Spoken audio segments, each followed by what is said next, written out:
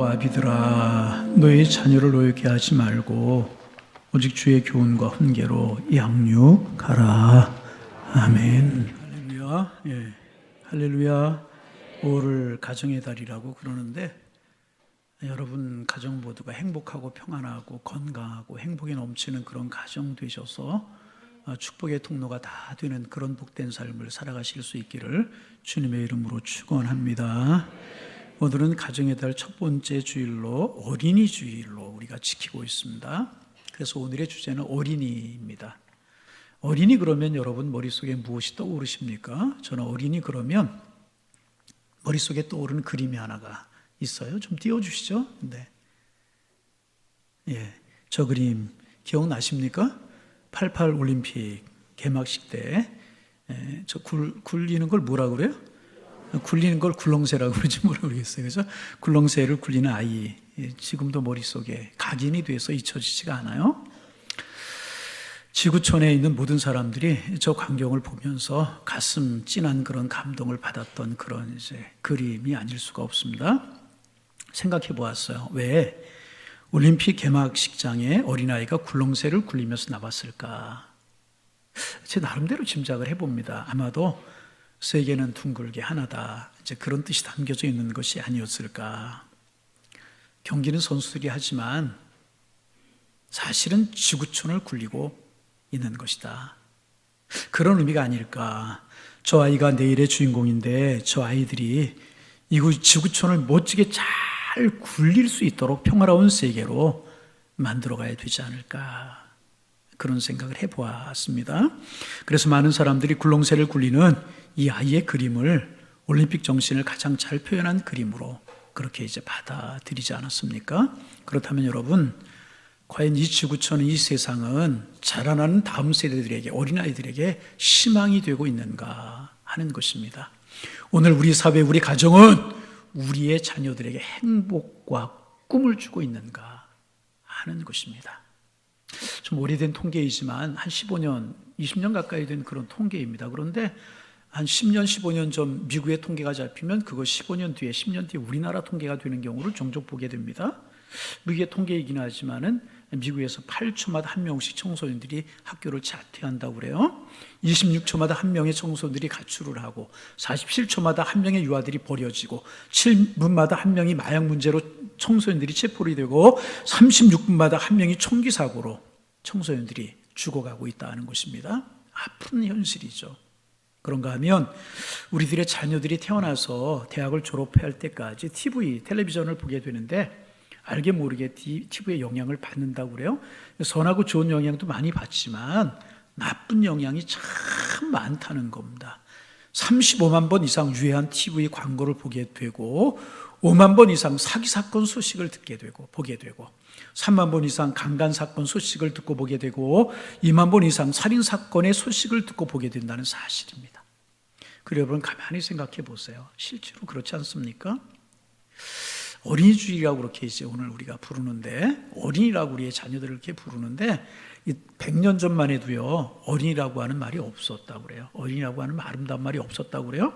그 당시만 해도 어린아이들 가리켜서 어린 것, 소아, 죄송합니다. 심지어 뭐라고 아이들을 불러 죄송하다고 그랬어요? 애새끼 이렇게 부르는 것이 일반적인 어린아이들을 부르는 통칭이었다고 이제 그래요. 어린이라고 하는 아름다운 말이 100년 전만 해도 이 땅에 없었다는 거죠. 그러다가 1921년 이제 일본 유학생 소파 방정환 선생이 어리신이라고 하는 이름을 줄여서 어린이라고 부르기 시작을 했다는 겁니다. 그리고 그 다음에인 1920년에 어린이날을 제정할 것은 선언했고 1922년도에 어린이 잡지를 참가함으로 어린이를 새롭게 발견하는 운동이 일어나게 이제 된 것입니다. 지금부터 100년 전에 일본 제국주의 시대의 방정환 선생님이 이런 운동, 어린이들을 고귀하게 여기는 운동을 했듯이 2000년 전에 사도 바울은 로마 제국 시대의 어린이를 향한 놀라운 선언을 하고 있는 것입니다. 아비들아, 너희 자녀를 노엽게 하지 말고 오직 주의 교훈과 훈계로 양육하라. 사도 바울이 이 말을 하게 된 사회적 배경이 있습니다. 로마에는 보데스 따스라고 하는 산부 예배는 발음이 잘 안 되네요. 어떻게 이제 그런 법률이 있었어요. 소위 아버지법이라고 부르는 그런 법률이 있었는데, 로마 시민권을 가진 사람들에게는요, 자기 자녀들에 대한 절대적인 소유권이 있었다고 그래요. 그래서 구체적인 예를 들면 자기 자녀를 버릴 수도 있고 심지어는 노예로 팔 수도 있었다고 그래요. 자녀들을 자녀교라고 하는 명분 아래 채찍질을 가할 수도 있었다고 이제 그래요. 그런 시대가 로마 시대였었어요. 그런데 바로 그때 혁명적인 선언을 사도 바울이 하고 있는 것입니다. 아비들아, 너희 자녀를 노엽게 하지 말고, 노엽게 하지 말고 로마의 법률이 아니라 주님의 교훈으로 양육해라. 내 법이나 내 전통이나 내 가치관이나 내 철학이 아니라 주님의 훈계로 양육해라. 그렇게 말씀하고 있는 것입니다. 그래서 오늘 본문 에베소 4장 6장 4절 보면 첫 마디를 아비들아 그렇게 시작하고 있어요. 여러분, 일반적으로 자녀들의 양육은 어머니 몫이다, 그렇게 생각했던 적이 있었잖아요. 그래서 집안에 아이들로 인해서 문제가 생기면 당시 집안에서 아이 하나 제대로 간수하지 못하고 뭐 했느냐고 이렇게 아빠들이 소리를 지르며 엄마는 기가 죽어 있었습니다. 사실 어머니들과 자녀들이 더 많은 시간을 함께하고 그러기 때문에 깊은 관심을 가질 수 있는 환경인 것은 사실이잖아요. 그러나 성경은 자녀 문제를 말씀할 때 어미들아 그렇게 말씀하신 적이 없어요. 모든 성경은 아비들아 그렇게 부르고 있어요. 그래서 여러분, 아버지가 되고 아버지라고 불려진다는 것은요, 참 복되고 신비한 일인 것입니다. 하나님은요, 하나님 자신이 아버지라고 불려지는 일을 기뻐하셨어요. 우리가 어른을 부를 때 여러분 뭐라고 부르세요? 어르신, 선생님, 또 높은 사람 각하, 폐하 그렇게 부르지 않습니까? 그런데 갈라디아서 4장 6절에 보면 하나님이 보내신 하나님의 영이신 성령이 우리 가운데 오시면 우리가 하나님을 아빠, 아버지 그렇게 부르게 될 것이라고 말씀을 하셨습니다. 하나님은 어르신, 선생님, 각하 이렇게 불려지는 것을 원치 아니하시고요, 우리에게 하나님 아버지, 아빠, 아버지 이렇게 불려주시기를 원하신다는 것입니다. 그래서 여러분, 아버지 된 여러분 자부심을 가지시기를 바랍니다. 내가 아버지라고 불려진다는 것은요, 나는 지금 하나님이라 갖는 이름을 가지고 있다, 그런 뜻이 그 속에 담겨져 있는 것입니다. 한 분도 아멘을 안 하시는데 내가 하나님이라 갖는 이름을 가지고 있다, 그런 뜻이, 이거 아셔야 존귀한 것이라는 것입니다. 그래서 여러분, 존귀한 것이 여러분 자부심을 가져도 되시지만은, 자부심도 있지만 그 대신 또 하나가 뭐냐, 의무도 있는 거예요. 무슨 의무가 있는 것이냐, 내 자녀들이 나를 아빠, 아버지, 아빠, 아버지라고 이렇게 부르면서 우리 자녀들이 하나님을 기억할 수 있어야 될 것이라는 거예요. 자녀들이 나로부터 하나님 냄새를 맡을 수 있어야 된다는 거예요. 자녀들이 나를 통하여서 하나님의 향기를 느낄 수 있어야 된다. 자식 낳았다고 다 아버지가 되고 다 어머니가 되는 것 아닙니다. 하나님으로부터 아버지의 마음, 어머니의 마음을 받아야 되는. 여러분, 이 시간 아비들아 부르신 하나님 앞에 겸손히 고개를 숙이셔서 아버지의 마음을 달라고, 어버이의 마음을 달라고 기도하는 시간이 되기를 바랍니다. 그러면 어떻게 자녀를 양육할까? 이게 우리의 과제이잖아요. 오늘 성경은 간단하면서도 분명하게 이야기합니다. 아비들아 너희 자녀를 노엽게 하지 말고 오직 주의 교훈과 훈계로 양육하라. 주동사는 양육하라는 거예요. 양육의 세 가지 원칙이 나와요. 첫째는 노엽게 하지 말라. 두 번째는 주의 교훈으로 양육하라. 세 번째는 오직 주의 훈계로 양육하라는 것입니다. 그 중에 첫 번째가요, 자녀를 노엽게 하지 말라는 거예요. 자녀를 노엽게 하지 말라. 가정사역연구소라고 하는 것들이 요즘 많이 생겼잖아요. 그래서 한 가정사역연구소가 자녀를 노엽게 하는 잘못된 아버지 유형을 잘못된 운전자에 비유해서 설명한 적이 있었습니다. 이런 겁니다. 첫째는 과속형 아버지가 있다고 그래요. 어떤 아버지? 운전하는데 과속하는 것처럼 과속형 아버지가 있다는 거예요. 자식에 대해 지나친 요구를 하는 아버지.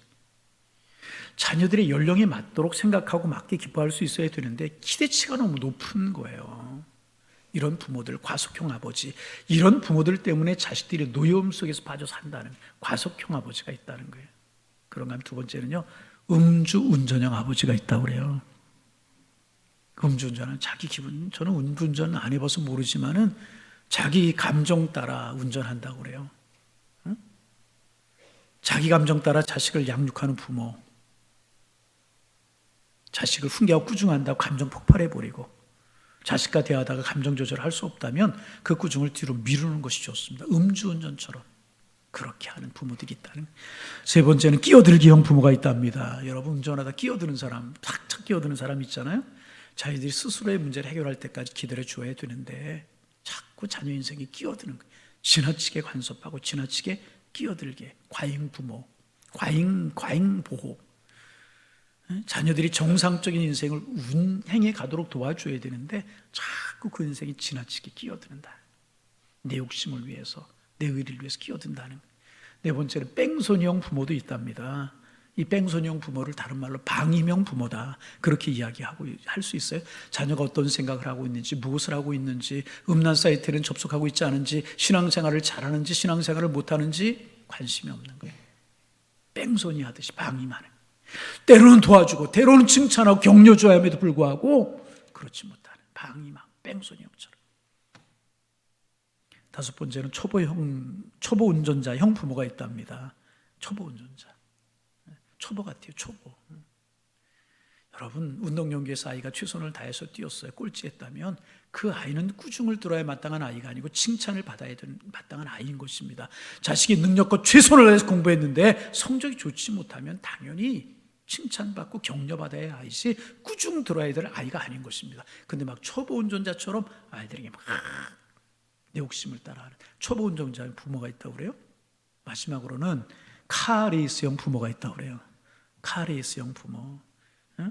어때요? 막 고속도로 달리다 보면 카레이스처럼 막 왔다 갔다 하면서 아슬아슬하게 경쟁하듯이 운전하잖아요. 다른 아이들 보고, 다른 자녀들을 보면서 비교합니다.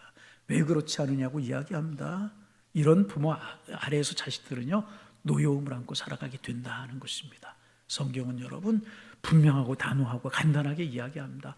아비들아, 모든 부모들아, 너의 자녀를 노엽게 하지 말고 오직 주의 교훈과 훈계로 양육하라, 그렇게 말씀하고 있습니다. 여러분, 먼저 주의 교훈으로 양육하라고 말씀하고 있는데, 교훈이라고 하는 말은 훈련이라고 하는 뜻이 훈련. 그러므로 주의 교훈으로 양육하라는 것은요, 주님의 말씀으로 너희 자녀들을 훈련시키라는 거예요. 말씀으로 늘 훈련시키라는 것이. 잠언 22장 6절에 보면은요, 마땅히 행할 길을 아이에게 가르치라 그랬어요. 여기서 가르치라라고 말도 훈련이라고 하는, 트레인이라고 하는 그런 뜻입니다. 그러므로 자녀들을 가르치되 나의 철학이나 나의 세계관이나 보상심리, 야망, 그리고 우리의 방법이 아니라 오직 주님의 말씀으로, 주님이 주시는 교훈으로, 하나님의 말씀으로 자녀들을 가르치고 훈련시키시라는 것입니다. 그럼 왜 우리의 철학이나 보상심리, 우리의 방법이 아니고 주님의 훈련 방법을 따라야 되는가? 기억하셔야 될 두 가지가 있어요. 첫째는, 왜냐하면 자녀는 내 자녀가 아니라 하나님의 자녀이기 때문에 그런 것입니다. 자녀는 누구의 자녀? 우리 가정에 보내주신 거예요. 하나님의 자녀. 두 번째, 하나님의 방법이 가장 완전하기 때문에. 한번 따라서 해보실까요? 하나님의 방법이, 안 따라하는 분 없더라. 하나님의 방법이 가장 완전합니다. 하나님은요, 이 아이를 세상에 보내신 분이십니다. 그러기에 이 아이가 세상에 왜 살고 있는지를 하나님은 분명히 아셔요. 뿐만 아니라 이 아이의 장점이 무엇이고 단점이 무엇인지 하나님 다 알고 계십니다. 이 아이가 앞으로 어떤 인물이 될 것이라고 하는 것을 하나님이 다 알고 계세요. 그러기에 하나님의 원리, 하나님의 방법을 따라서 양육해야 된다는 것입니다. 하나님의 방법을 따라야 내 세계 가치관이 아니에요. 두 번째, 주의 훈계로 양육하라. 이 말은 뭐냐면 하나님이 주신 지침을 따라 키우라는 것입니다. 하나님의 지침 중에 가장 큰 것이 무엇이겠습니까? 우리 가정에 그 자녀들을 보내신 것은요, 그 자녀를 주님 알게 하고 주님께로 인도하라는 것입니다. 가장 큰 것입니다. 여러분, 온 지구를 돌아다니면서 내가 복음을 전한다고 하도 큰 일이고 대단한 일을 한다고 할지라도 우리 가정에 맡겨주신, 나에게 맡겨주신 내 자녀들을 주님 앞으로 인도하지 못했다고 하면 나는 내 평생에 가장 소중한 것을 잃어버린 거예요. 이 사실을 기억할 수 있어야 돼요. 가장 값진 것을 잃어버린 거예요. 주님 알게 하시고 주님 믿게 해야 돼요. 이거 못하면 가장 소중한 거 잃어버리는 거라. 하나님, 내 자녀 주님 알게 하여 주옵소서. 기도하면서 자녀를 주님께로 인도해야 돼요. 두 번째, 본을 보이며 가르치는 본을 보이며. 사도 바울 그렇게 이야기하죠. 내가 그리스도를 본받는 것 같이 너희는 나를 본받는 자 되라. 사도 바울이 얼마나 당당한지 몰라요. 내가 그리스도를 본받는 것 같이 너희는 나를 본받는 자 되라고 이야기합니다. 여러분, 한번 우리에게 적용해 보세요. 자녀들을 내가 모아놓고, 얘들아, 아빠가 그리스도를 본받는 자 된 것 같이 너희들은 나를 본받는 자 되라. 엄마가 그리스도를 본받는 것처럼, 예수님 본받는 것처럼 너희도 나를 본받는 자 되라. 이렇게 말할 수 있으면 얼마나 좋겠습니까? 그런데 그렇게 말할 수 있는 부모가 얼마나 되겠습니까? 그러나 여러분, 그럴지라도 분명한 것이 있습니다. 어떤 것이 분명한 것인가? 얘들아, 아빠가 예수님을 닮으려고 애쓰는 것처럼 너희들도 예수님 닮으려고 노력했으면 좋겠다. 이 엄마가 예수님 닮으려고 애쓰는 것처럼 너희들도 예수님 닮으려고 노력했으면 좋겠다. 말할 수 있어야 되는 것 아니겠습니까? 그 정도는 돼야 되는 것 아니겠습니까? 내가 예수님 닮으려고 노력하는 것처럼 너희도 예수님 닮으려고 노력했으면 좋겠다. 할렐루야. 이래야 되지 않겠습니까? 이 문제를 가지고 고민하던 어머니가 한 분 계셔요. 어떻게 주님의 훈계와 주님이 주시는 교훈으로 자녀를 가르칠 수 있을까? 늘 묵상하던 한 어머니가 있습니다. 아버지가 없이 자란 아들을 바라볼 때 내가 어떻게 저희 아이를 주님의 목적에, 주님의 뜻에, 주님이 꾸시는 꿈에 맞게끔 키울 수 있을까? 늘 기도하던 어머니가 계셨습니다. 기도하면서 말씀에서 10가지 교훈을 찾아냅니다. 10가지 교훈을 만들어서 이 아이를 양육하기 시작합니다. 여러분 들으셨던 이야기일 거예요. 먼저는 하나님을 친아버지로 섬겨라. 하나님을 멀리하지 말라는 거예요. 그 아버지가 복을 주신다. 여러분, 하나님의 복을 주심을 믿으십니까? 하나님 친아버지로 섬겨라. 그 아버지가 복을 주신다. 두 번째, 평생 목사님과 좋은 관계 안에서 살아라. 세 번째, 주일 예배는 항상 본교에서 드려라. 네 번째, 평생 11조 주머니를 준비하고 먼저 그곳을 채워라. 다섯 번째, 아무도 원수를 만들지 마라. 여섯 번째, 아침에 내가 세운 목표와 비전을 위해 엎드려 기도해라. 일곱 번째, 잠자리에 들기 전에 반드시 하루를 반성하면서 기도하고 잠자리에 들어라. 아침밥 먹기 전에 꼭 하나님의 말씀을 읽어라. 아홉 번째, 남을 도울 수 있으면 기쁨으로 도와라. 열 번째, 예배 시간에 꼭 앞자리에 앉아라. 앞에 앉으셨어요? 네. 앞자리 꼭 예배 시간에 앉아라. 여러분, 누구 이야기인지 아시죠?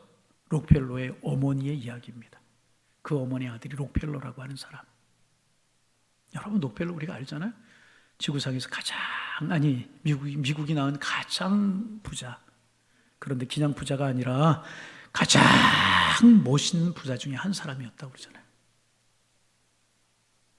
어머니의 이런 가르침을 주의 교훈과 훈계로 자는 록펠로는요, 왜 자신이 돈을 벌어야 되는지 아는 사람이었고요, 벌었던 돈을 어디에 쓰고 어떻게 써야 되는지를 알았던 사람입니다. 그냥 그래서 멋있는 부호라고, 멋있는 부자였다고 이야기하잖아요. 지금도 미국 사회에서 록펠로의 어머니의 양육 지침에 따라 그 자녀들을 키우기를 원하는 그런 부모들이 많다고 그러지 않습니까? 주의 교훈과 훈계로 양육하라.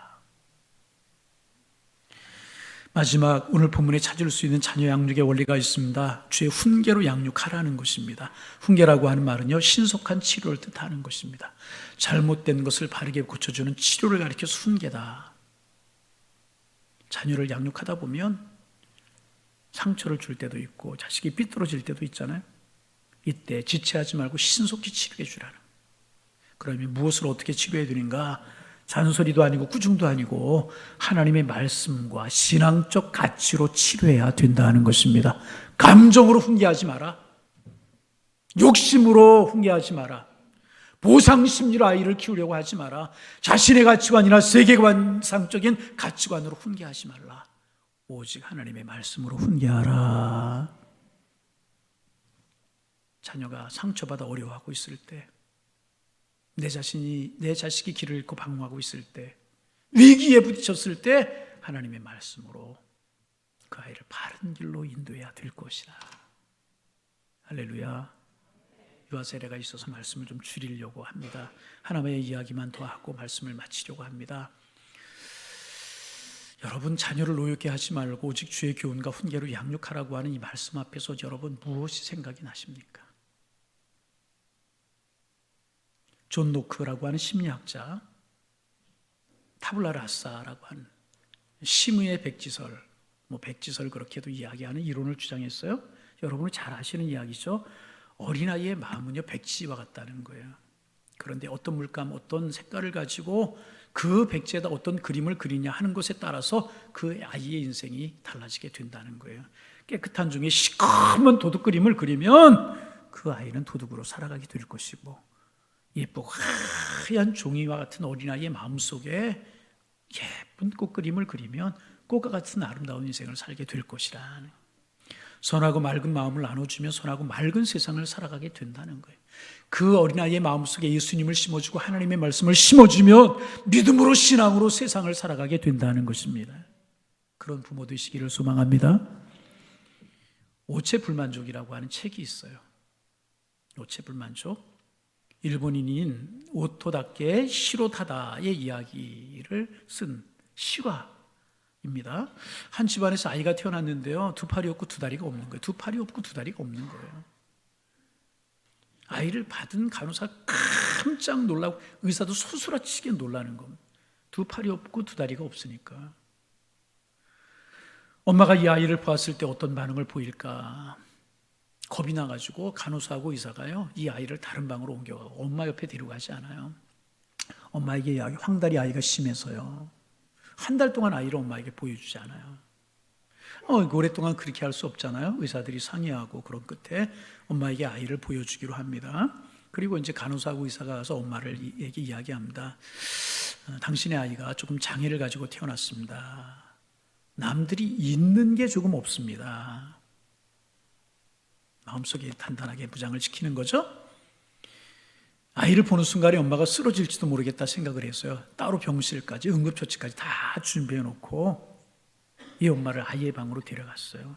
두 팔이 없고 다리가 없는 그런 아이 방으로. 놀라서 졸도할 줄 알았다는 거죠. 그런데 엄마가 이 아이를 보는 순간에 놀라서 졸도를 하는 게 아니라 얼굴이 해처럼 환해지더라는 겁니다. 감격스럽게 아이를 바라보더라는 것입니다. 그러면서 아이에게 와락 달려가서 아이를 꽉 끌어안으면서 예쁘고 귀여운 내 아기, 예쁘고 귀여운 내 아기, 두 팔이 없어요, 다리가 없어요, 예쁘고 귀여운 내 아기 꽉 가슴에 안고 이 아이를 키우는 거예요. 이 아이를 키우면서 어떻게 키우느냐? 얘야, 너는 남들과 다르게 생겼단다. 남들이 가진 것을 너는 조금 갖지 못했을 뿐이야. 너는 참 개성 있게 생겼단다. 여러분, 이게 쉬운 일이겠어요? 그러면서 이 아이를 사랑과 정성으로 키우는 거예요. 사랑과 정성으로 기도로 키우는 거예요. 팔이 조금 자라나서 10cm 정도 자라났대요. 10cm 정도 밖에 안 되는 두 팔을 가지고 그게 야구공이 제대로 잡히겠어요? 야구도 하고 축구도 하고 수영도 하고 컴퓨터도 글씨도 쓰고 밝고 명랑하게 이 아이가 자라나. 심지어는요, 좀 사진 보여주실래요? 골목대장으로 자라게. 이 아이 사진 좀 보여주세요. 휠체어 탄 사진에 자라난 거예요. 그래서 이 아이가 어엿한 대학생으로 자라나서 일본의 명문 대학교 와세다 대학의 정경학부에 입학을 했다 합니다. 참 귀한 이야기 아니에요? 그가 쓴 글입니다. 장이란 특별한 개성일 뿐이다. 나는 남들이 가진 걸 가지지 못했지만 난 더 많은 것을 가졌다. 나는 유리한 것이 너무나 많다. 장인이기 때문에 나에게는 친구가 더 많다. 여러분, 두 팔, 두 다리 없이 태어났어요. 그런데 어머니 그에게 소망을 줬어요. 너는 다를 뿐이야. 남이 가진 거 조금 갖지 못했을 뿐이야. 그래, 나는 너를 사랑한다. 하나님 너에게 복을 주실 것이다. 그리고 키웠단 말이죠. 맑고 명랑하게 행복하게 살아갈. 그래서 많은 사람에게 도전을 주며 살아가고 있다는 것입니다. 여러분, 자녀들 어떻게 키우셨습니까? 어떻게 키우시렵니까? 성경은 우리에게 명령하십니다. 인간의 방법, 보상심리, 철학이 아니라 내 기분이 아니라 오직 주의 교훈과 훈계로 너희 자녀를 양육하라.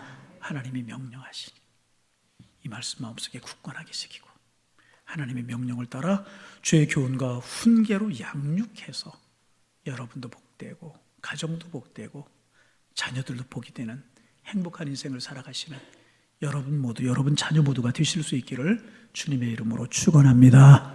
축원합니다. 하나님, 가정을 주시고 자녀를 허락하셔서 감사합니다. 잘 키워야 된다는 사실은 알지만 어떻게 하는 것이 잘 키우는 것인지 모를 때가 있습니다.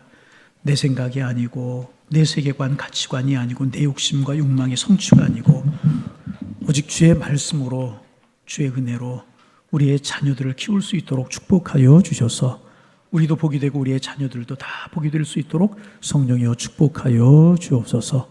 우리 가정에 은혜를 주시고 부모된 우리들에게 지혜와 믿음을 주시며 자녀들에게 복을 주시고 은혜를 베풀어 주옵소서. 행복을 누리며 살게 하여 주옵소서. 예수님의 이름으로 기도하옵나이다. 아멘.